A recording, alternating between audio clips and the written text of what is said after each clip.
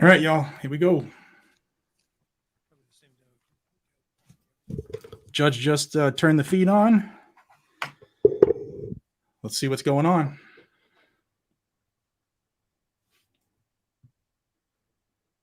I'm going to be tied up. I'm doing a couple of different things. I got a business meeting soon. So I'm here. Let's listen and see what's going on. And I got to mute everything so we don't have echoes and notifications.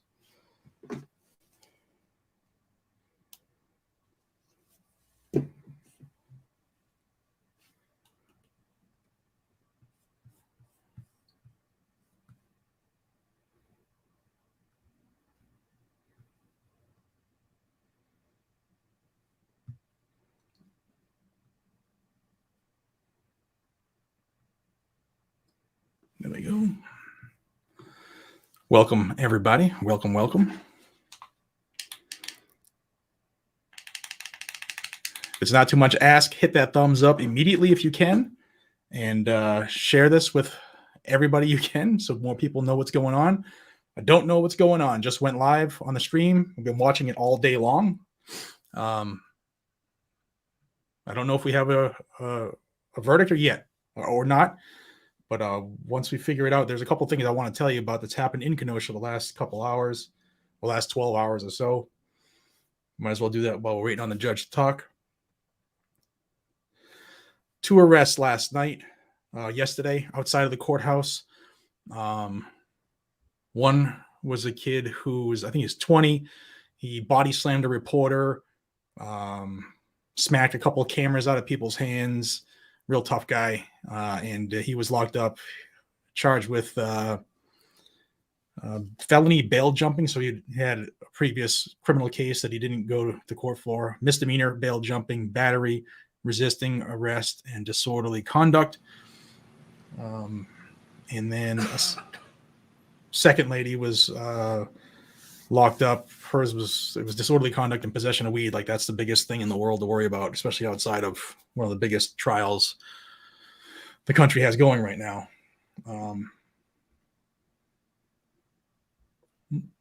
Trying to keep an eye on Frank. Right, Here we go. This is pertinent to the case of the state against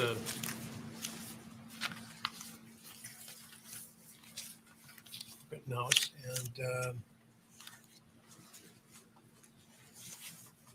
the media have been asking questions. There's been conversation around this morning. We had asked the media coordinator to determine possible whereabouts of certain persons because we received a report this morning from the Kenosha Police Department that last evening, well, and let me just set this background here.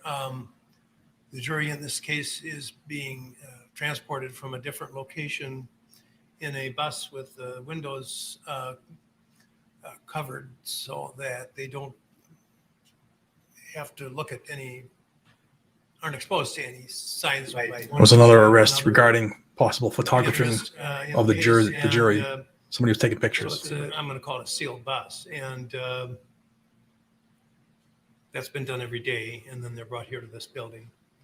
And last evening, a person who identified himself as James J. Morrison and who claimed that he was a producer with NBC News, employed for MSNBC, and under the supervision of a person, what's going on? Oh, okay. Under the supervision of someone named Irene Bayan in New York for MSNBC. The police, when they stopped him because he was following at a distance of about a block and went through a red light, pulled him over and inquired of him what was going on, and he gave that information and stated that he had been instructed by Ms.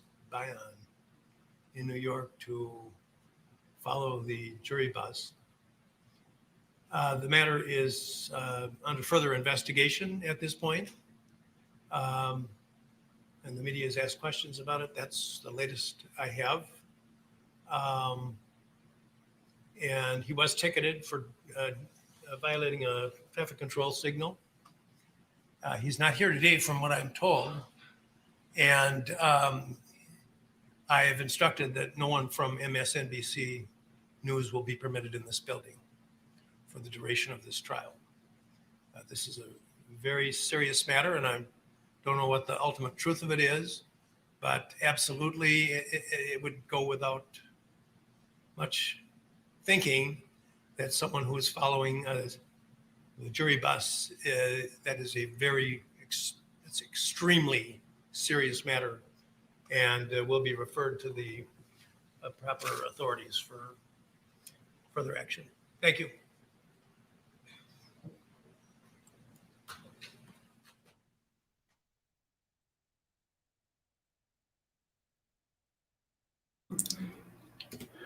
All right, so it looks like the judge just called everybody in to address that. So I had heard whispers that it could have been an arrest, but it looks like it was just cited. Looks like MSNBC stepped in it. Yeah, they have muted the feed. Interesting stuff. Let me remove this. Good. Judge is just going to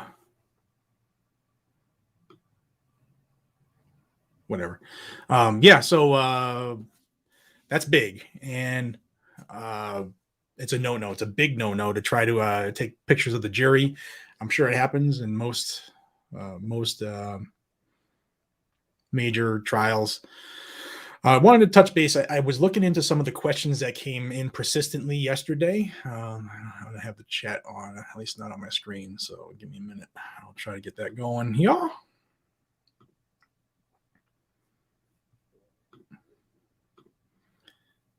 I don't want to mute this because we're going to get feedback. All right. So it appears as though the judge was teetering on mistrial yesterday. We talked about that a couple of times. Let me see, get this chat going again. It's taking forever.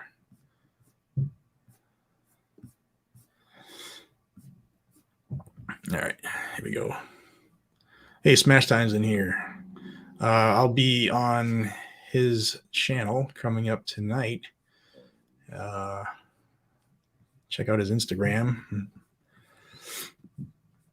Let's see. Just want to get everything caught up because I don't want to fall behind. Jeff, thank you, my friend. I appreciate you. And Jatario, thank you. And Rob, when am I coming to Florida? Soon. I left Cali 2.0 Mass May 1st. Nice. Yeah, I'll be coming soon, man. Very soon. Actually, I might be taking another trip, another couple days down to head down to Blackout Coffee in LaBelle in that area. Kyle, thank you. Oh, thank you. Got one of the boxes too. So that's a concern. The longer it takes, there's also that factor of the defense was pushing for a mistrial, and it looked like the judge was teetering on doing it.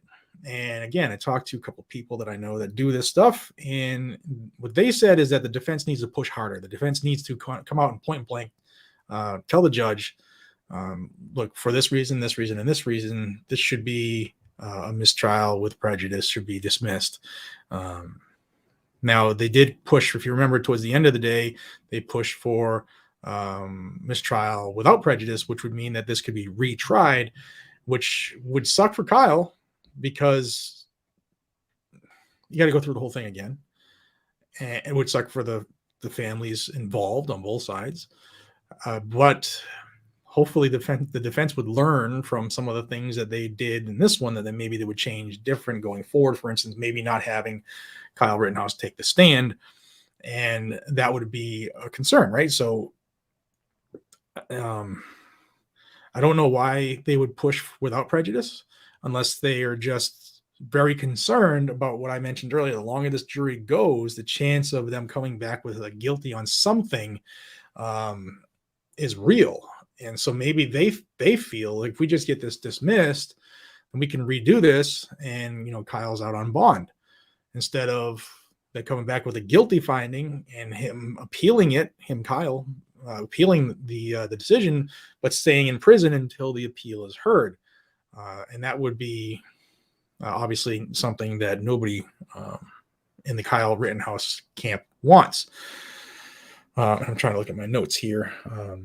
So that was some concerns about the trial, that while I was sitting in bed last night trying to stretch my back and clear my brain kept running on different scenarios.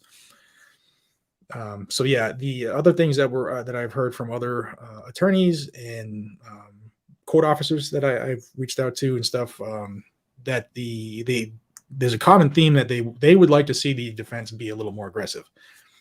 So it's not just us thinking that. There's other people that are in the game, if you will. Before I jump into a rehash of the arrests and the reason why we just had the judge and both the prosecution and the defense in the courtroom, for those who are just joining, everybody smash that thumbs up if you could. We're down to we got 2,500 plus people, 1,800 thumbs up. So I think we can do a little bit better. Thank you. Hopefully. Music. Is there music in the background? Damn it. You know what's going to happen? Every time I take it off screen, I forget to mute it. And that happened yesterday. A pop-up for a commercial came up, and they hit me with a copyright. I got hit with 2 copyrights for yesterday, and we fought them and won this morning, but damn it, it's going to be another one. Thanks for the heads up, even though I missed it by 2 minutes. Well, 6 minutes. Shit. Well, I'll deal with that again after the fact, I guess. Well, thank you for the heads up, y'all. I appreciate it. So another thing, we had 2 arrests yesterday outside of the courthouse. One was actually, I'm going to show you that if I can get the screen share to jump to a different one.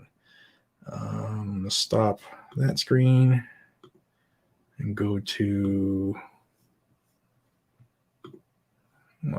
this screen.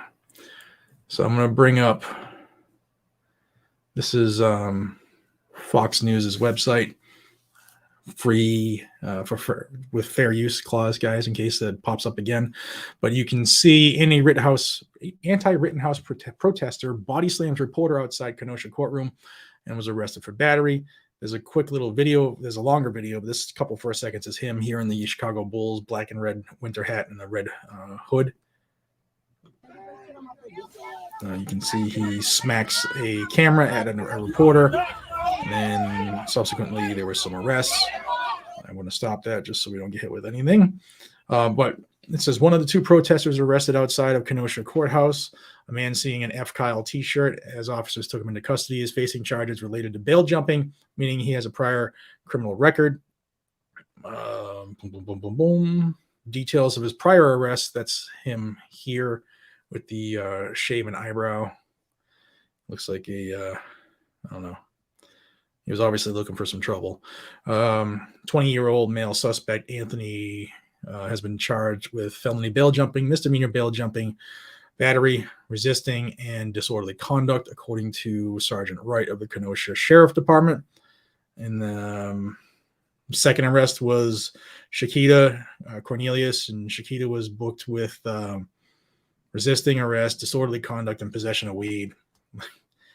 And that brings us to the other portion of what the judge was just addressing, the prosecution and defense. So yesterday, a vehicle was stopped that was following the bus that carries the jury to and from their other location. And that, from the report, that was following the bus about a block away. And a stop was conducted on that vehicle. The driver was identified. And he identified himself as somebody who was employed by MSNBC and was told by his supervisor to follow the jury. Now, was he attempting to photograph them? Is he a photographer? Is he just trying to get the address or physical descriptions of the jury? Either way, it's a big no-no, and the judge addressed it first thing. And as a result, he kicked MSNBC. Even if they are in the courtroom, he said they weren't allowed from here on out. So MSNBC has been booted from the process if they were in the jury pool. I don't know what who all are there, but it's getting interesting. It's getting interesting. Is music still in the background? It can't be still in the background.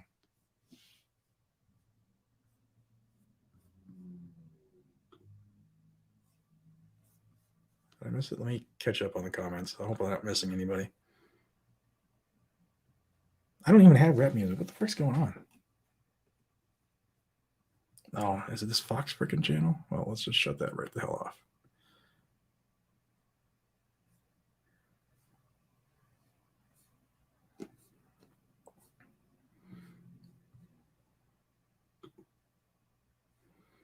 All right. Let me know if there's some people saying music, no music now. It might have been the Fox, might have been an ad on there, which means I'll have another copyright claim. All right. Yeah. Wonderful. So what I'm going to do, because of these copyright claims, I'm going to end this video here. I have another video I'm about to put up about the OSHA mandate. You're going to want to watch that. And I will stay glued to the courtroom. If there's any movement, I will come back. I'm not just going to keep you all in here for hours at a time. So that's what I'll do. I will end this and then make sure you hit that subscribe, hit the bell icon. If I go live again, it'll send you another notification, and we'll see what the rest of the day brings. But thank you all for spending this little bit of time with me. And if there's more news about what's going on today, I'll be right back here live, and hope to see you back again until we see each other again. Be safe, stay vigilant, carry a gun, and keep you, yourself, your friends, your family, your neighborhood, your community safe. I'll see you all in a little bit, guys. Take care.